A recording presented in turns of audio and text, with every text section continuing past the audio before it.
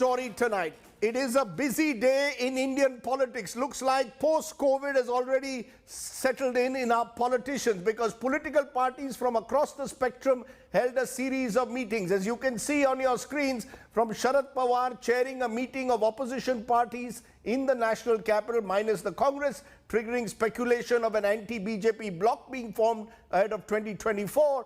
There was a crucial Gupkar alliance, the valley-based parties that met in Srinagar ahead of their meeting with the Prime Minister in Delhi on Thursday, and they've confirmed that they will attend that meeting with the PM.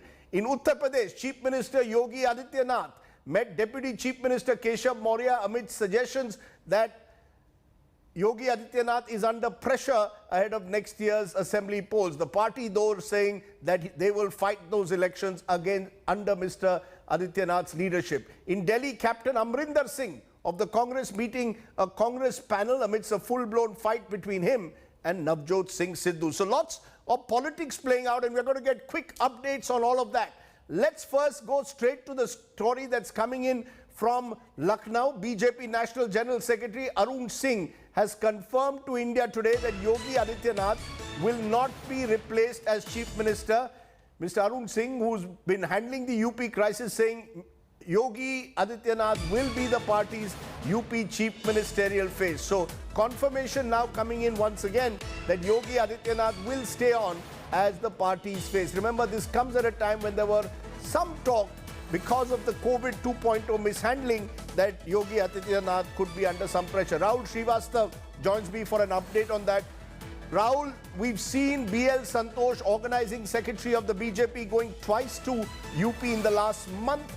Now news coming in that whatever else happens, Yogi Adityanath certainly remains the face of the party for this UP election. I think, Rajdeep, all of us are looking for a monsoon of discontent, political. In Lucknow, over the last 2 months, especially the COVID handling, created tremendous amount of negative perception about the Yogi Adityanath government. And I think the worst was those floating bodies in the Ganga. That made the government sit up. And that also period also gave the opponents of Yogi Adityanath within the BJP fold a moment to attack Yogi Adityanath because they felt that somewhere they were slightly vulnerable. And you had the Brahmins of the state openly, MLAs coming out openly, MLAs of belong to other castes criticizing Yogi Adityanath, several leaders in the party voicing discontent with the style of functioning that he is not easy to approach and he is difficult to deal with. With all that, the BJP had sent emissaries. Now, if you see what all happened, there was a buzz that he may be removed. Now, leader after leader is saying that no, Yogi Adityanath is going to be the chief ministerial face. Rajnath Singh few days back had done the same as Mr. Arun Singh has done today, though both of them are related, Rajdeep. The fact remains that today was a very important meeting, Rajdeep, when Mr. Yogi Adityanath for the first time drove down 2 houses away on Lucknow's Lok Kalyan Marg, which is called the Kalidas Marg. Yogi Adityanath lives on the 5 Kalidas Marg. On 7 Kalidas Marg is Keshav Maurya, the Deputy Chief Minister. He had not visited him in the last 4 years. And he went there, spent 1.5 hours with him because somewhere Maurya had said that the party will decide eventually who the Chief Minister is. The basic indication is that the party top brass has cracked the whip. Yogi Adityanath is trying to make amends, trying to fix broken fences, reaching out to the Brahmins, reaching out to various MLAs and the unhappy minister, Deputy Chief Minister. What is one thing is clear, Rajdeep, that the BJP is indicating is that if the BJP is going to contest an election which will have Hindutva as one of the key elements, it cannot sacrifice a saffron robe chief minister. And certainly not 6 months before an election. So clearly they've decided that Yogi Adityanath will remain the face, but Yogi Adityanath will also now, as you rightly said, have to accommodate the other interests within his party. Interesting that he went over to the Deputy Chief Minister to meet him and spend time with him. Rahul Srivastav joining us on that story.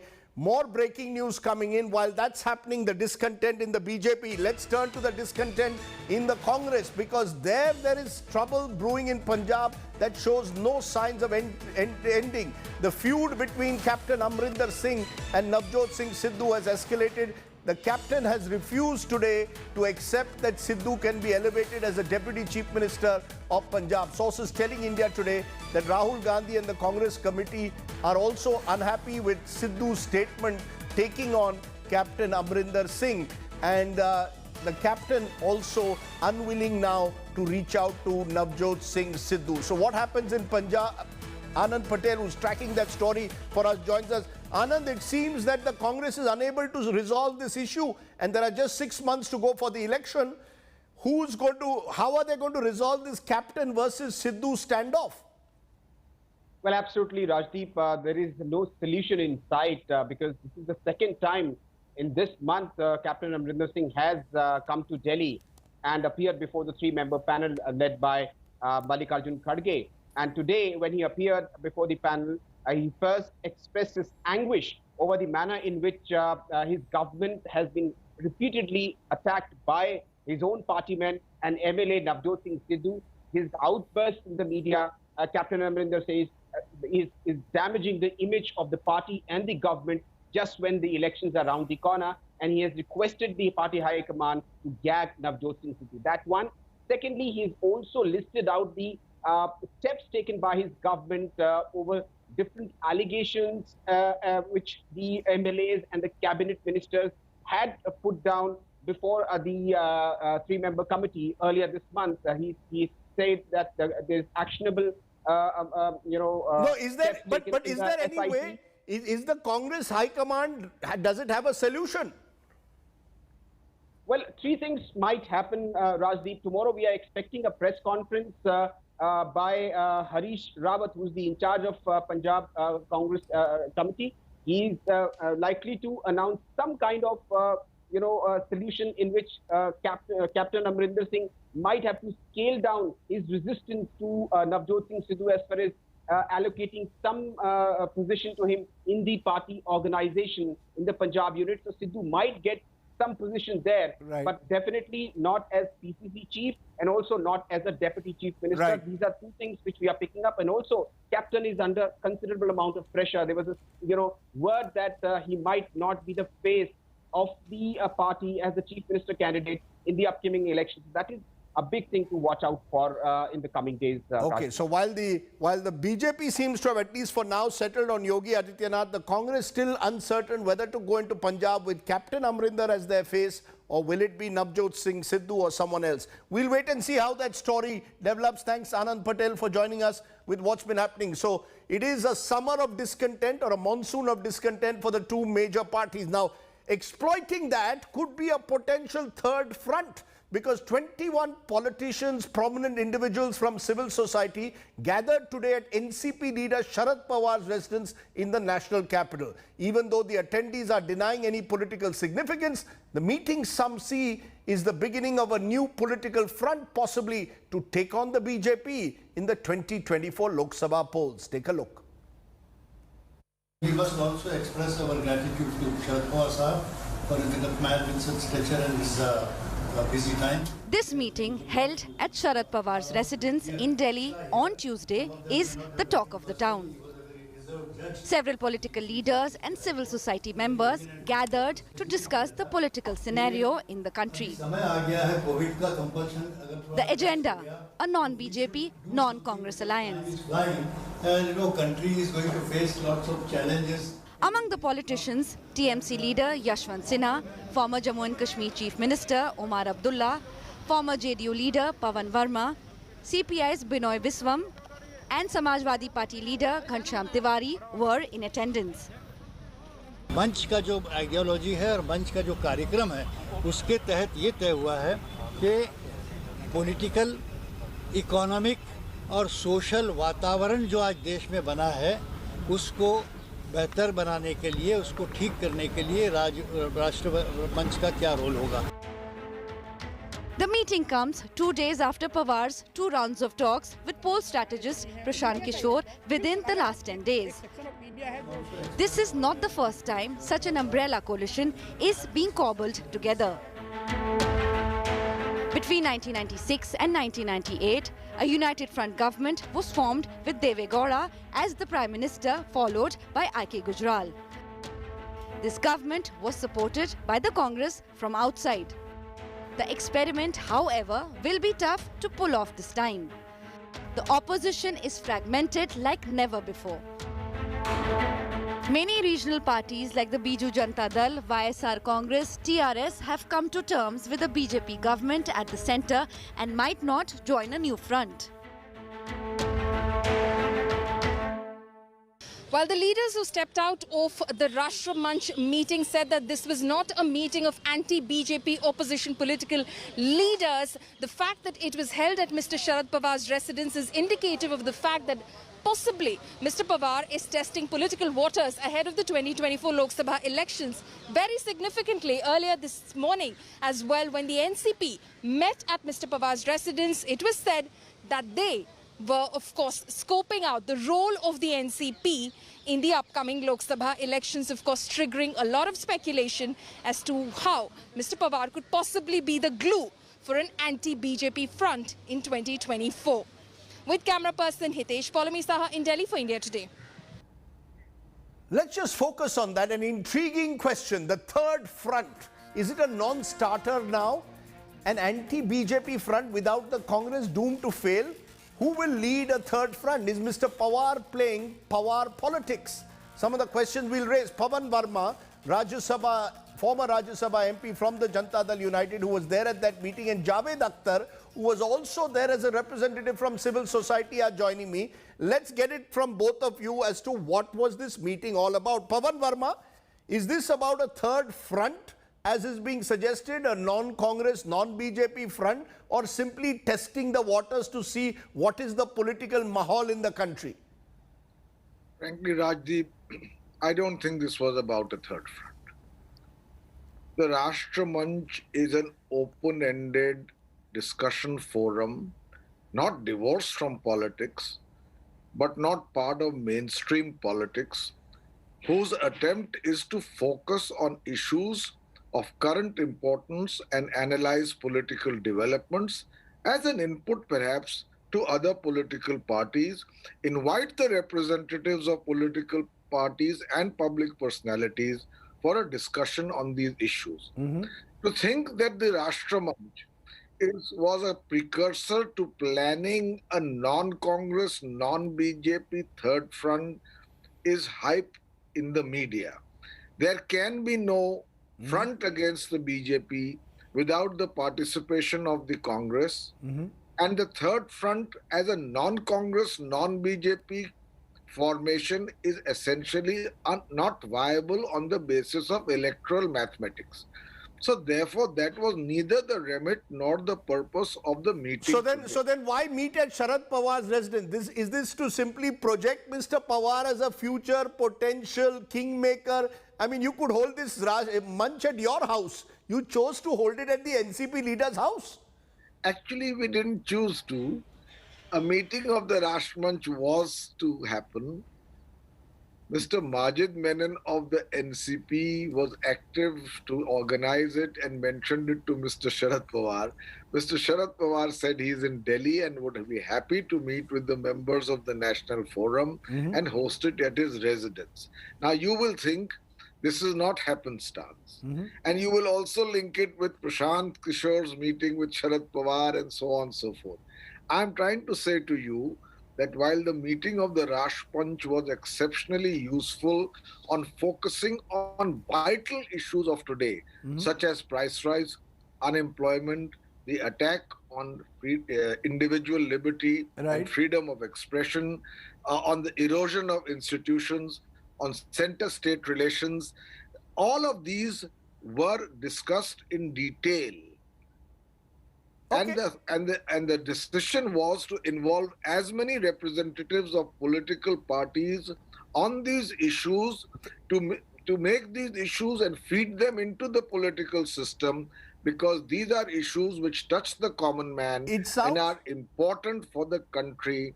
Okay, it sounds to me, I'm sorry to sound cynical, it sounds to me like a talking shop at the moment, but you're free to dismiss that. But let Javed Akhtar respond also. Javed Akhtar, what were you doing at this Manch gathering? Are you also seeing, is your aim to create an anti-Modi front? Let's be clear. all the one thing that seems to unite all of those who are there at this meeting is that they do not believe that Mr. Modi is governing the country according to constitution values. That's what all of you have been saying publicly. Is that the one glue that binds you, anti-Modiism? I think you are asking me to bite more than I can chew. Or make that mistake. By Mr. Majid Menon.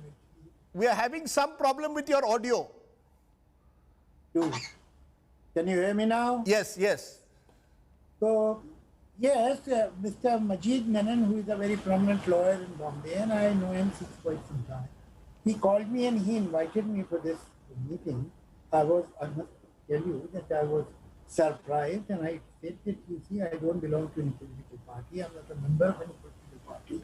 I don't indulge in that kind of politics. So why are you calling me? So he said that this is not exactly a political platform because it doesn't belong to any party. I'm from one party, some people are from the party, the other person from just another party. And we want to call some people from civil society who are not affiliated or committed to any political party, and we want to concerned citizens, thinking citizens, they should give their opinion about the present situation. Sir, you're not answering my question. I asked you a simple question. Is this platform you believe about anti-Modiism? How do you build a challenge to Mr. Modi? How do you build a challenge to Mr. Modi in 2024? No, I with all emphasis at my disposal, I'll say no. Because this is a negative thinking that you start making something or developing something anti-somebody. There is nothing positive about it nowadays. Actually, positive has not ceased to be positive. But forget Corona. You have to think positively in life. You have to have, if you are unhappy with the present situation, whether it is freedom of expression or the farmers or the students or employment and so on and so forth. It is not enough to oppose somebody. That should be the last thing to happen. What is your program? That is what I said there also. That what is your ideology? What do people think should be instead of thinking what should not be? So, as a matter of fact, there was nothing in this meeting. Two things were not mentioned. One, any statement which was anti Mr. Modi. Another, this term third front, I did not hear. Maybe. So you didn't hear the word third front. You did not refer to Modiism. You spoke about issues. You spoke about issues and a program. You didn't speak about the absence of an alternative leadership. No, leadership. I said the leadership is the last end of the pyramid. The bottom is the ideology, the clear-cut thinking. What should be the image of India? What kind of India we want to see, we would like to see. So this is the first thing. And then this pyramid grows and reaches its top. And that tip is the leader. The leader is the manifestation of an ideology. Every popular leader in the world is not popular because of his looks. No. So what is this ideology? Javed Akhtar, what is this ideology that brought you all together? You say it is not anti-Modi. No. So what is the ideology that brought you all together? Again, you want to believe what you want to believe. I'm not willing to accept me, fine. I mean, no. What is the ideology that brought you all together, I am saying? What is the common scheme? That is what I pointed out. That is, you are putting the cart before the horse. That is what I pointed out, that maybe because of different reasons, you people are discontent. Maybe some because of the farmers, because of this, because of that, because of the prices, because of economy, whatever. But you can only function and you can be only effective if you have a coherent ideology. Instead of thinking that leader is good and that leader will be better. Don't talk about leaders. Okay. Don't talk about personality. Talk about the ideology. Talk about what is the concept of India in your mind. Maybe different people have different minds. I think it is the first meeting of this kind, and the first time they have called these people. So everybody was perhaps testing the waters that where we can go. Okay, there was nothing concrete. That's an interesting word you use. This was a meeting for testing the water. So I'm going to ask both of you in conclusion. You first, Pavan Verma, what is this ideology? Javed Akhtar is saying this meeting was to try and find a common ideology which... No, I'm not saying it. Don't put words in my mind. Okay, what are you saying? No, I said I suggested this. You suggested it. Okay. You have to have a clear-cut consensus of what kind of India you want to see. There are different people. So your different idea of parties. India, you're saying there should be a clear-cut idea of India which you suggested to this group. Pavan Verma, is this about idea of India? That's why I said this seems to be a talking shop then. A political party cannot become about idea of India. Political party has to fight elections. No, if you equate politics only with activism on the street and on the ground, then your equation of the Rashtramanch with the talking shop is accurate.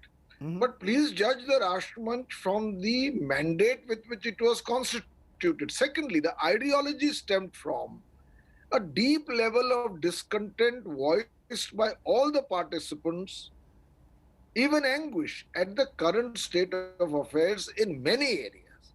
And the question was, how do you counter that, not merely by negativity, but by a positive agenda which would serve the purposes of forming a coherent opposition to those who are perpetuating these policies.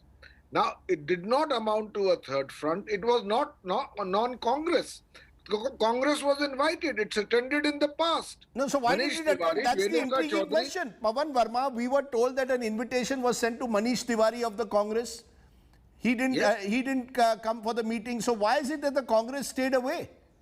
Now, that is a question for the Congress to answer. I want to clarify that as far as the Rashtramanch is concerned, Yes. we invited the Congress. The Congress has officially attended in the past. And the attempt is not, I already said that it's not viable to form any front against the BJP while omitting the Congress. The electoral maths don't bear it out. Right. Therefore, the Congress was invited. The Congress, either by chance or by conscious decision, did not attend. But our attempt to involve as many political parties who make common cause with the issues that we have raised will continue to widen the purview of both the membership of the Rashtramanch and the issues that we continue to take up. Okay. So in that sense, it served the purpose of the Manch, even though politically you may consider it a talking shop. Let me ask you therefore, Javed Akhtar Sahab, do you believe that this common idea of India can be evolved through our political parties, or is it civil society that has to play the greater role at the moment? Do you have any faith in our political parties to play the role of evolving this idea of India at the moment, given the compromises that are made? It is not either or. Civil society comes from civil society. I think politicians who have an ear to the ground listen to it and they adhere to a great extent. But that is what I feel, that it is the time when civil society should be sensitized and they should understand, they should think, they should imagine, they should discuss that what should be the future of India, what kind of an India we would like to see here after 5 years or 10 years or 15 years. So this is an issue which is not the complete monopoly of politicians. I think every thinking Indian would have an idea or opinion about it, and that is necessary. Okay. The society has to think, and society and the whole nation has to think that what is their goal, what is their image of India, and how they can achieve it. Sir, Then political parties can take it from us. Sir, I know that you don't like me saying this, but I will still ask you. At the end of the day, the one thing that binds all of you is an element of anti-Modiism or anti-BJPism or anti-Hindutva If you had politics. decided, I don't know why you needed this discussion. No, You were because- very clear about your idea. No, because You see, you are so sure. Okay. I admire you. I wish I would have been sure of anything in my life like you. Chaliye. Okay. Wonderful. Okay. No, I appreciate you. No, Javed Well, Saab. I time- respect your idea of Well, you India. should- I just should wonder speak whether... alone. And you need people when you know the bottom line. Okay. Why should you call people? Sir, I am asking you What is it that you are binds not you all? asking me, you are telling me. No, I'm not. The problem is that you I'm are telling asking me. you what binds you all People together. on TV don't ask, tell. You come with preconceived. I am notions. asking you again. What is interesting for your TRP, you will stick to that. Okay. Now, please believe me, nobody spoke anything against Mr. Modi. Okay. Now you will not believe it. No, I Because believe it it. doesn't suit you. But No, we did talk about the policies of the government, with many Yes. of which we oppose. Not about the person. He was Okay. not mentioned. They were talking about the government. They were talking about the policy. But it is not sexy. You want your agenda. Okay, I will leave Right. it there. I will leave Good it there. luck to you. This is not Javed Akhtar versus Rajdeep Sardesai. This is clearly an attempt being made, as you all said, to test the waters, to see what lies ahead. What is the vision that you can give to the country? So we'll see where this Rashtra Manch takes us. Javed Akhtar, Pavan Verma, Thank you. very much for joining me. Thank you very much. Okay, the other story, as I said, in this day of political moves comes from Kashmir, where Jammu and Kashmir's Gupkar alliance has decided in favor of meeting Prime Minister Modi. The meeting is now scheduled for Thursday. The decision was taken by the 6 political parties of the valley-based Gupkar alliance. Remember, this alliance has opposed the Modi government for its decision to abrogate Article 370 and to remove the statehood granted to Jammu and Kashmir. Listen into what happened. Ashraf Wani, Sunil Bhatt report. A major thaw in the Modi government's relations with Kashmir's political parties. The valley-based parties have agreed to attend the all-party meeting to be chaired by Prime Minister Narendra Modi in the national capital this Thursday. वहाँ पे हमें उम्मीद है कि हम अपने जो मौक़िफ़ है उसको वहाँ पे वज़ीर आज़म साहब और होम मिनिस्टर साहब के सामने रखें. While the Prime Minister's all-party meeting is likely to focus on the delimitation exercise in Jammu and Kashmir, the Gupkar alliance will stick to its core demand. People's alliance का जो agenda है, जिसके लिए हमने ये अलायंस बनाया हुआ है, जो हमसे छीना गया है, हम उस पे बात करेंगे कि ये आपने गलती की है, ये इलीगल रहा है, ये अनकॉन्स्टिट्यूशनल है, इसको बहाल किए बगैर जम्मू कश्मीर का मसला और जम्मू कश्मीर के हालात और इस पूरे खित्ते में आप अमन बहाल नहीं कर सकते. The PDP chief has stoked a major controversy ahead of the meeting, advocating talks with Pakistan. न सिर्फ जम्मू कश्मीर या हमारे मुल्क के अंदर बल्कि पूरे खित्ते में तो इसके बगैर कोई चारा नहीं है. क्लियर कर दिया, no compromise. No compromise on that. और डायलॉग की बात हमसे डायलॉग कर रहे हैं. हम कहते हैं कि ये दोहा जाके तालिबान से डायलॉग कर रहे हैं. आपने सुना होगा हमारी गवर्नमेंट. तो जम्मू कश्मीर में डायलॉग करे और सबके साथ करे और पाकिस्तान के साथ भी करे रेजोल्यूशन के लिए. The J&K BJP has strongly reacted to Mehbooba's remarks, accusing her of peddling a pro-Pakistan agenda. देखिए, यहाँ तक बातचीत का विषय है तो भारत ने हमेशा से ही अपने पड़ोसी देशों के साथ बातचीत की है, लेकिन राष्ट्र की एकता और अखंडता हमारे लिए सर्वोत्तम है. Not so long ago, the Modi government had derided J&K political leaders as dynasts and blamed the Gupkar bloc leaders for the state's lack of development. Now the centre faces the challenge of bridging the trust deficit between the valley and Delhi. With Ashraf Wani in Srinagar and Sunil Ji Bhatt in Jammu, Bureau Report, India Today.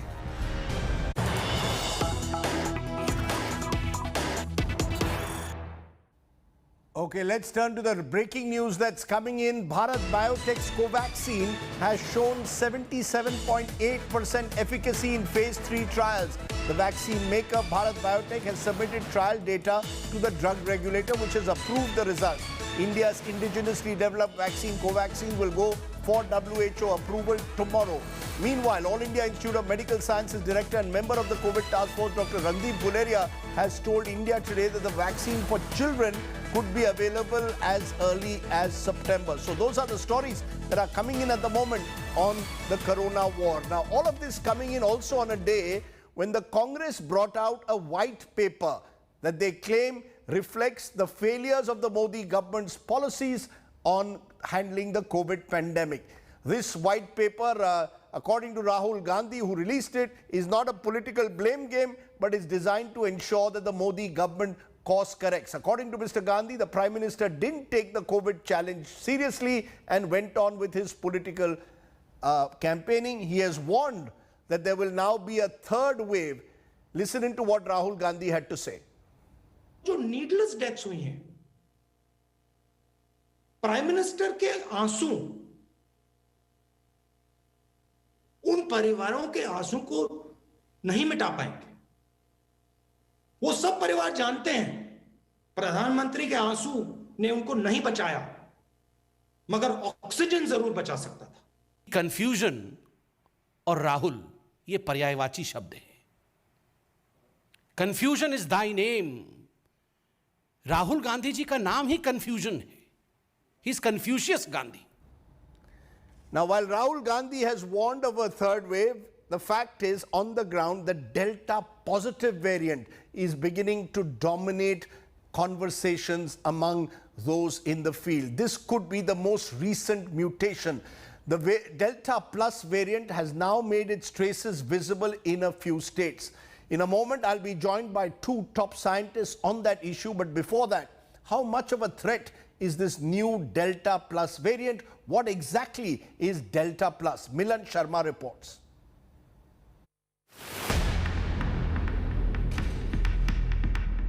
Delta plus, the new variant of coronavirus, is spreading slowly in India. 21 cases of Delta plus have been detected in Maharashtra. The state government says 9 cases are from Ratnagiri, 7 from Jalgaon, 2 from Mumbai and 1 each from Palghar and Sindhudurg Thane. Cases are also detected in Madhya Pradesh, Karnataka and Kerala. The centre has asked the 3 states to be on alert.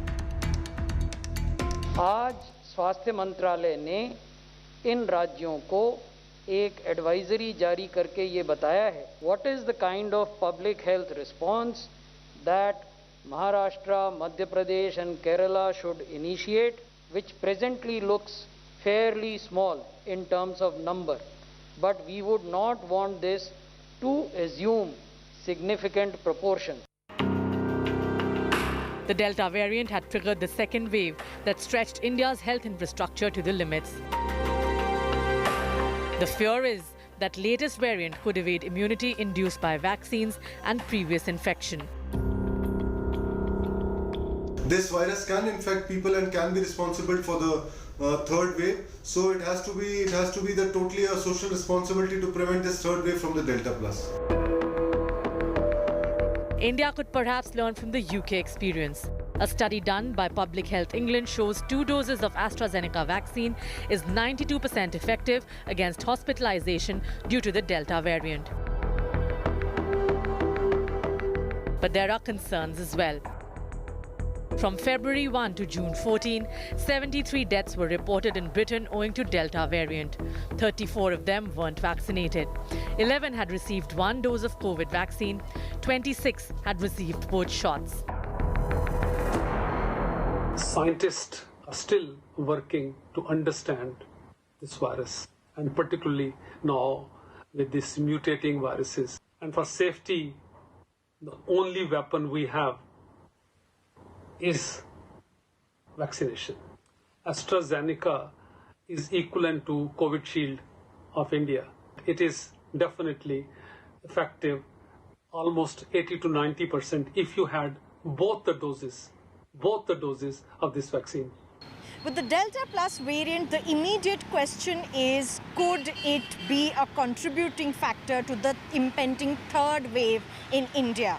Experts believe that one should move on precedents because even though the Delta variant, the parent variant, was seen in India in a few cases in December 2020, emerging evidence shows that it was the one that wreaked havoc across the country in the second wave of COVID-19.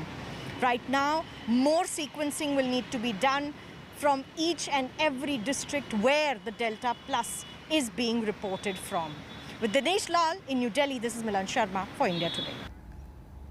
The Delta Plus variant, how alarming is it? Joining me now, Dr. V. Ravi, one of the country's top virologists, joins me from Bengaluru. Dr. Raman Gangakhetkar, former head scientist, ICMR from Pune. Appreciate both of you joining us. Dr. Ravi, how alarming are reports coming in that the Delta Plus variant, considered highly infectious, is already in India at the moment?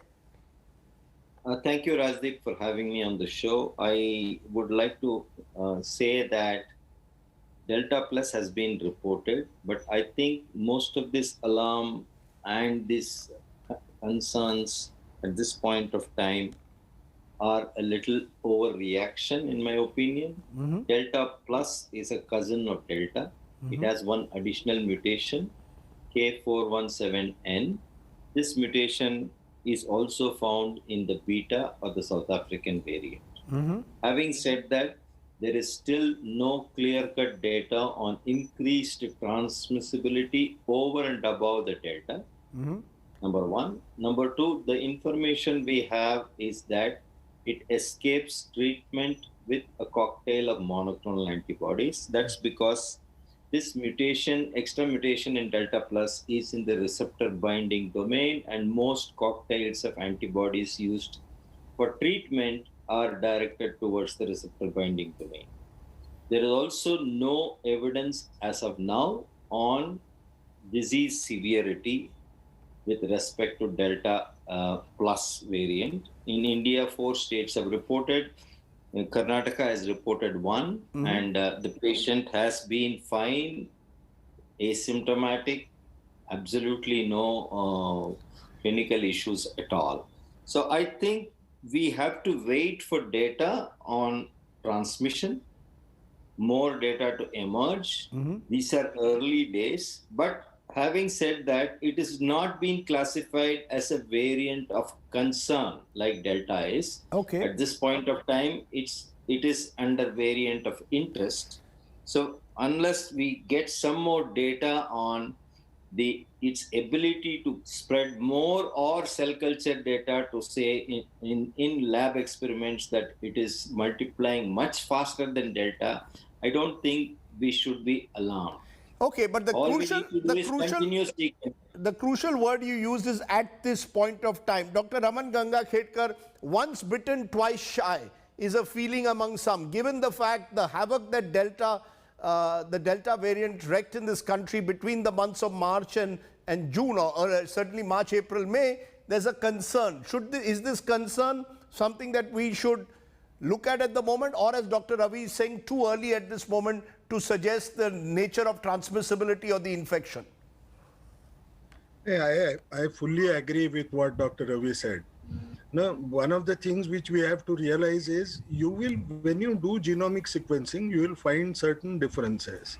Now, one of the issues that we have to remember is we tend to take these sequences and do some small lab work and then say that entire thing is applicable and in human beings as well, which perhaps may not be as true as it appears. Now, one should also remember that we cannot bypass being vigilant. We will have to keep vigilance on, but at the same time, one must also remember that this is not a variant of concern so far. Sir, in fact, that's what I wanted to just tell you, Dr. Gangakhetkar. There is just a statement that has come now from the Health Ministry, their latest press statement that has just come in saying that Delta Plus variant, currently a variant of concern. Union Health Ministry advises Maharashtra, Kerala, Madhya Pradesh on Delta Plus variant states to take immediate containment measures. So, I mean, this transition from variant of interest to variant of concern, Dr. Gangakhetkar, would it alarm you or not yet? I'm not sure. I haven't seen any evidences that suggest that this could be treated as VOCs. However, if they have indicated based on certain evidences, they must be perhaps knowing it very well. To me, what is most important when we think in terms of variants, one must remember that there will be strains that will be replaced by competent strains, replication competent strains, or those that can have higher transmission efficiency. And that's a pattern of these viruses. As the time will pass by, you will find that more and more mutations will be accumulated by the virus, and you may label them with a particular name. But eventually, what is most important for all of us to realize is we have not got to lose our guard. what is most important is even the vaccines, even today, whether you talk of Covishield or any other vaccine, they are still working well against these variants. But what is most important to remember, that if whether it is a variant or there is no variant, if I continue to adhere to COVID appropriate behavior, perhaps the fight against this particular virus will be very strongly in favor of us. And that's the message that we need to pass off rather than the fear and concerns. That's an important point you're making. Dr. Ravi, a final word from you. Let's get clarity. Are you saying that the antibodies that have been built up as a result of being vaccinated, will this new variant escape those antibodies? That's the worry that people have. Can you give some clarity, or is it too early, Dr. Ravi, to say that? It's too early, but remember, Delta itself has caused what we call as breakthrough infections. So I would expect this also to be as equal to as Delta. Whether it's going to cause more breakthrough infections, we'll have to wait and see. But remember, in people who have received both doses of vaccine, Delta itself can cause infection. But as Dr. Gangakhetkar said, all vaccines are protecting against serious disease and death. So that's the reassuring words that you're giving, that if you're double vaccinated, there is a fair chance that it protects you at least from severe illness, even when it comes to the Delta 2 variant. Dr. Gangakhetkar, Dr. Ravi, appreciate your joining me here on the News Today this evening. Okay, let's turn from there to a story which was my top story yesterday, but now with a twist, because Madhya Pradesh yesterday proudly announced record-breaking vaccination turnouts on the first day of the centre's new drive. Well, Madhya Pradesh's numbers are now under the lens because the state administered 16 lakh vaccines doses on Monday, today less than 1,000. And now data shows that the state government went slow on the drive just before the build-up to June 21st. Take a look at this report. 16 lakh doses on Monday. Just over 4,700 doses a day later. Madhya Pradesh's vaccine record is now under a cloud. Data shows the state government went slow on vaccination in the build-up to June 21st. Take a look. Daily doses dropped from 3,38,000 on June 16th to 14,000 on June 18th to just 690 on Sunday. The state government, however, denies it hoarded doses to create the record on Monday. 21 तारीख का हमारा महा vaccination अभियान था। हमने लगभग 14,500 centres पर session में एक साथ वैक्सीन लगाई। हमने टारगेट 10 लाख का दिया था और हमने 16,95,592 लोगों को वैक्सीन लगाई। तो इसमें गलत कहाँ है? Other states that saw high rate vaccination on Monday also witnessed a drop a day later. Karnataka went down from nearly 11 lakh to over 3,75,000. Gujarat saw a drop of nearly 85,000. In Bihar, the number dropped by over 2 lakh. Only Uttar Pradesh saw a jump. It administered over 7,41,000 doses compared with 6,90,000. With the numbers falling in several states, the question remains whether India can sustain the vaccination momentum over the next 6 months.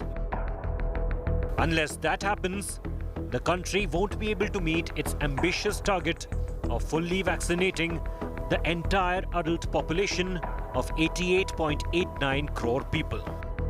Bureau Report, India Today. Welcome back. Let's turn to our Get Real India story, and it comes from Kerala, where a 24-year-old woman, an Ayurveda student, was found dead inside a house in Kollam on Monday morning. The woman's family has alleged that she was being tortured by her husband over dowry. While the police have arrested a suspect, the case in a sense highlights just how even in a state like Kerala, dowry deaths remain a concern.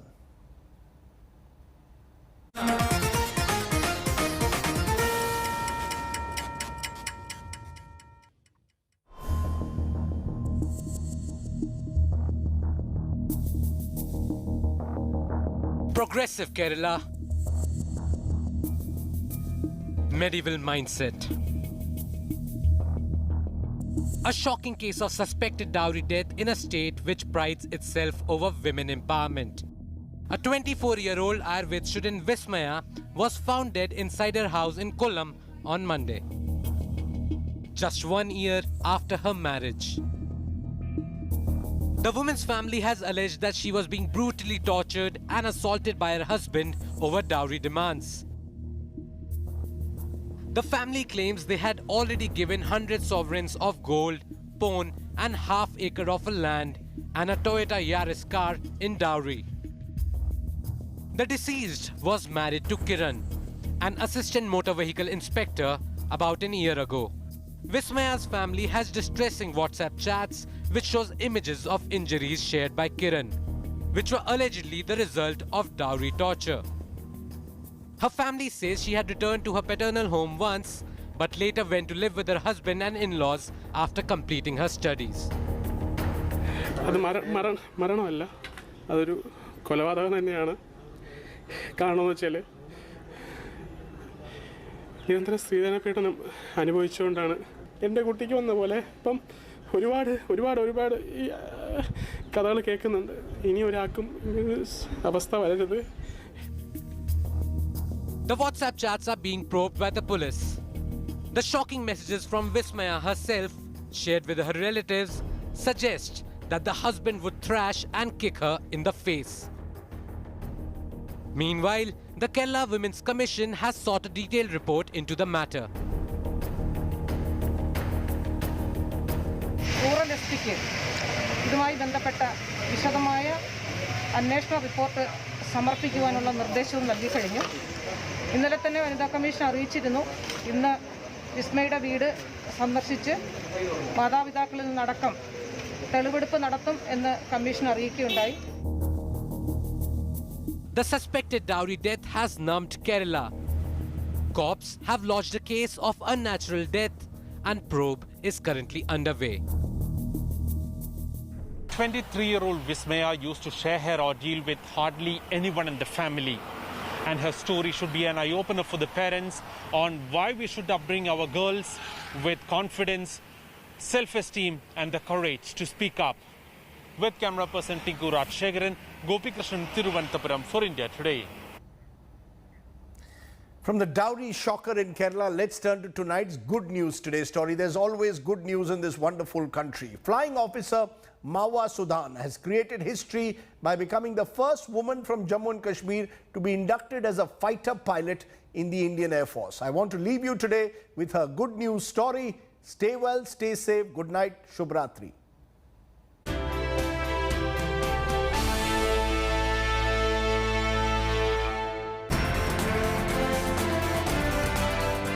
Only the most daring, the most gutsy, and those with a taste for life and the edge can even apply. And just a few years after India opened fighter cockpits to women pilot, another terrific milestone. Please salute Flying Officer Mavya Sudan. Hailing from Rajouri district, she has just become the first woman fighter pilot from Jammu and Kashmir. Mavya, a resident of Dandani village along the LOC, was recently commissioned as a flying officer in the IAF, becoming India's 12th woman fighter pilot. She underwent training at the Air Force Academy in Dundigal near Hyderabad. In the days and weeks ahead, she joins the flight path of previous women pilots and will get behind the stick of a variety of jets. From MiG-21s to Su-30s to Mirage 2000s and perhaps even Rafales in the future. Her parents couldn't be more proud. मुझे बहुत खुशी हो रही है. कल हमारी बेटी ना रह के इस देश की बेटी बन गई है और I am proud of her. हर जगह से हमें हाईली मोटिवेटेड टाइप के मैसेजेस आ रहे हैं, कंग्रेचुलेटरी मैसेजेस आ रहे हैं. मुझे भी बहुत खुशी हो रही है कि मेरी बेटी ने इतनी मेहनत की है और यहाँ तक पहुँची है वो, और बहुत प्राउड फील कर रहा है. Mavya's achievement is now an inspiration for her sister Manyata. Very incredibly proud of her. Mavya is my younger sister. उसका बचपन से ड्रीम था ये और उसने आज अपना ड्रीम तक ऑलमोस्ट पहुंच गई, आगे बढ़ती रहेगी वो. This is just the beginning, so incredibly happy for her. Here's wishing Flying Officer Mavya happy hunting, safe landings, and the ability to always touch the sky with glory. A proud nation wishes her a fantastic career ahead. Bureau Report, India Today.